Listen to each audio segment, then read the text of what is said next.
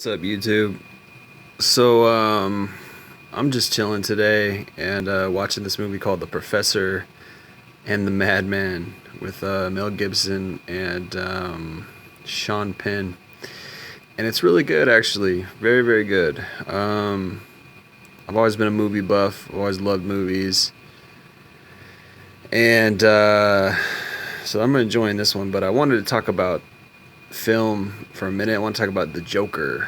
So I saw The Joker actually this morning, and very interesting film.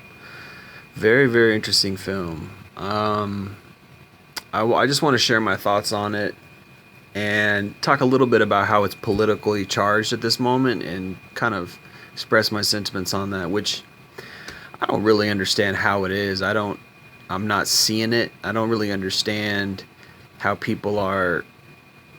Maybe it's just coincidental. I'm not sure if the director really was trying to make a statement, because I was thinking what I was thinking. I mean, the very end somewhat alluded to this, but what I was thinking was going to happen was that the Joker was going to transform about halfway through the film and get a little kind of snap and go crazy, but it was more of a gradual.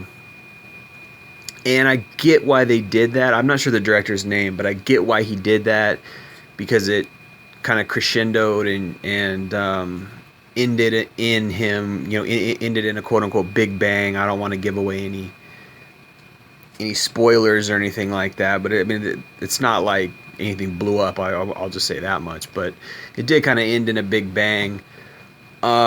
Sort of, but as far as like the lead up to Joker's kind of criminal insanity, psychosis, or whatever, but I don't think that it really succeeded in that sense too well.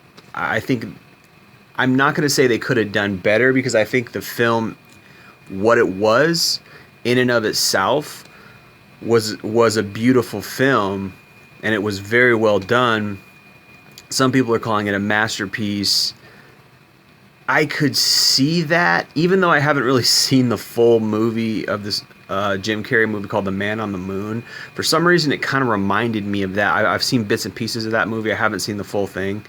But just the way that it was made kind of reminded me of that movie about Andy Kaufman. I think it's Andy Kaufman, the Man on the Moon Jim Carrey's playing. It reminded me of that, where it's this very strange character. It's a very kind of off-color movie where there's not real, there's nothing that the audience can really relate with. There's no sentiments that the audience is really supposed to get. It's kind of very flat. It's kind of a flat film in the sense that you're just kind of like, wow, this doesn't leave me with anything. There's nothing to take away from this film. It's just kind of sad. I don't know why, but I thought Man on the Moon was kind of like that, because there just wasn't anything that was relating with the character from what I saw. Maybe Jim Carrey did a bad job. I don't really know, because I never really knew Andy Kaufman. I never really understood his comedy, or I never watched his comedy or anything like that. So I didn't really know who that character was.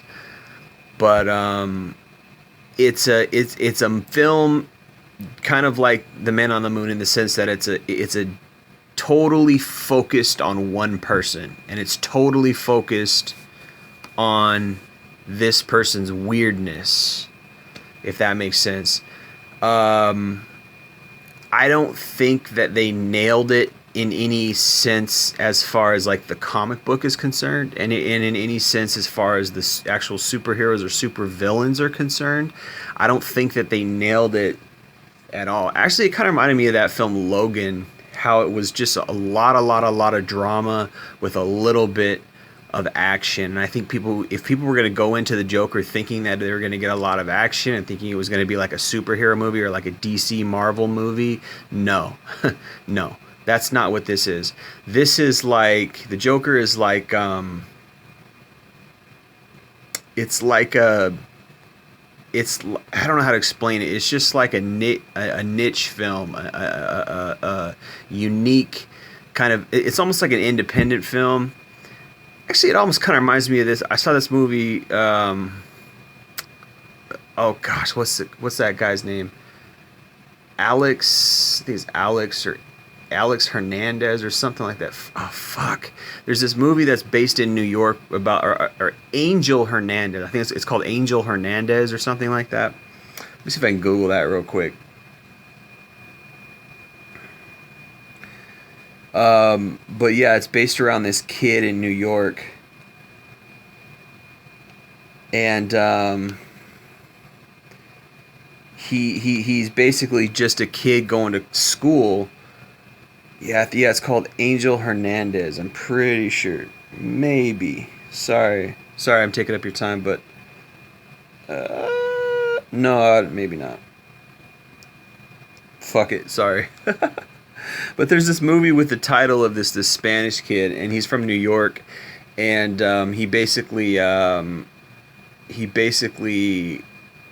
it's just about him, and it's kind of mundane, and it's like a day in the life of this kid, and he goes to school, and he's trying to, go to school, but he's got these problems, and it's almost like a day in a life, and that kind of reminds me, the way this was filmed was almost like, hey, let's just look at like 2 months of this Joker guy, this Arthur Joker guy's life, and we're gonna try to totally unravel this guy in 2 months, and it's just following him around. The way that it's filmed is like it's sequenced like that.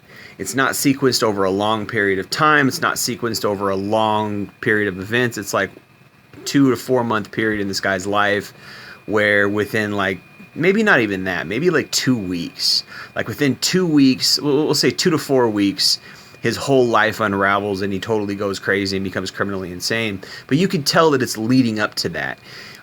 It gives all these hints that he's been sick for a long time. It gives all these hints that he's been like depressed, super depressed, and his life is shit. He lives with his mom, and his mom is like, she's got mental problems. And then he meets, I don't want to give too much of it away, but he meets Bruce Wayne's dad, and all this weird shit happens. And like, there's even parts where like he kind of made it up in his head, where like parts you think are real, but then they become flashbacks, and you're like, what the hell? Like I thought that was real, but it's actually a flashback, or not even a flashback. It's like an event that didn't even happen. So like he's partially dreaming, or not even dreaming. Like it shows his kind of psychosis where he's imagining something to happen that just didn't happen.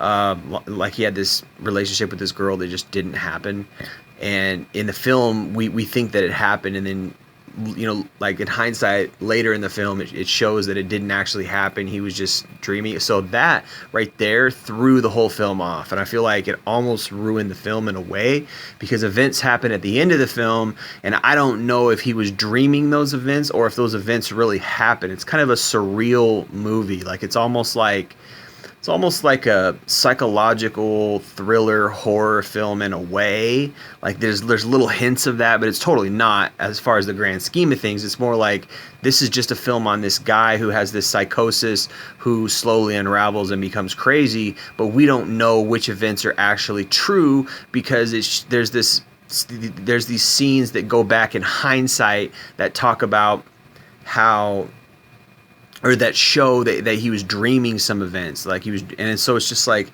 super weird, because it's like he kills people in the film, and it's like I don't know if he's actually killing these people or if it's just his psychosis. So it's very weird, and it's not your typical movie. It's really not your typical movie. To me, it's almost like an independent film, and apparently it's a super big budget film, and it's super, I mean, they killed the advertising on it as far as like making it seem like it was going to be this huge, amazing film. And to me, it was a letdown as far as like, this is not a happy film. Like this is not a feel-good film. You're not going to walk away from this movie feeling good. And with how popular it is, with how like, how hyped it is, this is really weird. It's a weird event, because like this is a hyped movie. Right? I mean, they hyped Jurassic Park, they hyped Men in Black, they hyped Independence Day, they hyped, Ninja Turtles, right? The remakes, so, and those were all like kind of big blockbuster films where like, amazing events happen. There's all this CGI and all these explosions and all this big grand shit that like basically that's the payoff, where everybody who goes to see the film, they're like, wow, we got what we came for.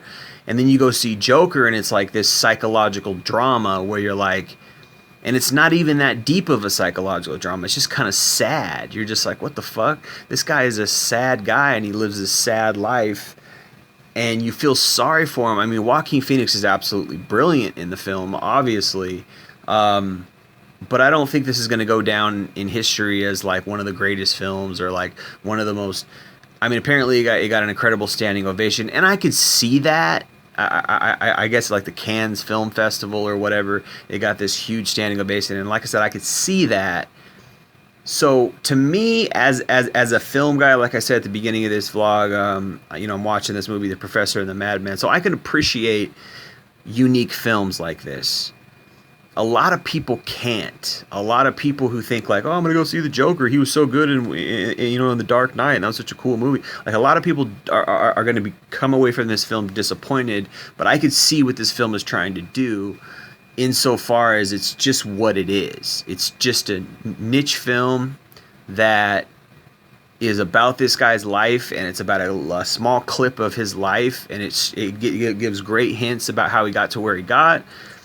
But it's kind of sad, and it's almost like, I mean, if you really read comic books growing up, there's always this series within the comic book, with a character, whether it's Sabretooth from X-Men, whether it's Joker from Batman, or whether it's Professor Xavier from X-Men, or Robin or the Dark Hood, or not the Dark Hood, but the Red Hood, or whatever. All these like weird characters, and they kind of have their like spin-offs, and they kind of have their like side series, and you read the side series and you're like, oh, now I got some more insight on this character, and like and a lot of times the side series are kind of boring. They're not like the main event, unless you're really into that stuff, unless you're really into the comic books, and then you're like, oh wow, this is totally cool because it's like this side series, and it's like it doesn't have all the explosions, it doesn't have all the bells and whistles, it doesn't have all the big huge stage development or whatever you want to call it. It doesn't have all that. It doesn't have all that extra hoopla. It's just like this weird little side series that's like dramatic, but it's not very eventful. But it kind of just delves into the psychology of the character, and that's kind of what this is. And the thing that the marked note about those side series is they usually don't go too deep psychologically. It's almost like just this little side story, this little feathery brush of a side story that you learn about the story, you learn about the character, and then that's it, and it's over. And it's like it leaves you with an impression, but you're like, that's not the most amazing thing, that's not the most fulfilling thing. It's just this little side story, this little brush of a side story. That's what this is.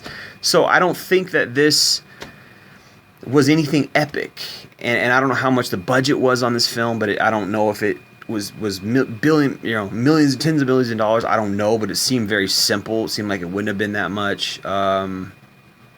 So a lot of people are going to walk away from this disappointed, but at the same time, someone like me who can appreciate like a side series or something like that, I can appreciate what this is in and of itself.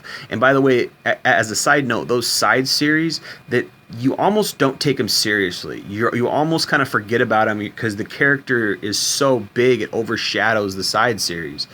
It's weird. So, and I think that this Joker film, it achieves that, where like, okay, that's cool, but you're still going to think of Joker as Heath Ledger. You're still going to think of Joker as Jack Nicholson. You're still going to think of Joker as this larger than life character from all his other appearances. You're not going to look at him as Joaquin Phoenix as Arthur. But it's a cool little side series, and you're like, okay, that's interesting. Now, where I think this movie fails as far as the comic book thing is concerned, is it really didn't make Joker larger than life. It kind of made him human, and it made him very, very vulnerable. He was very, very sad, and Joaquin Phoenix played that very well for what it was. But it wasn't like, oh, I saw Joaquin Phoenix in the Joker, and that's totally what... that's totally him developing into Heath Ledger. No, Heath Ledger was a very different type of Joker. Of course, there's a bunch of different types of Jokers, which is weird in and of itself. And so if you really understand that, then you're not going to look at Joker with Joaquin Phoenix and be like, oh, it was such a failure. You're going to be like, okay, there's a bunch of different Jokers. Joaquin Phoenix is one version, Heath Ledger is one version, Jack Nicholson is one version, and so on. That's just what it is. So you're not going to walk away from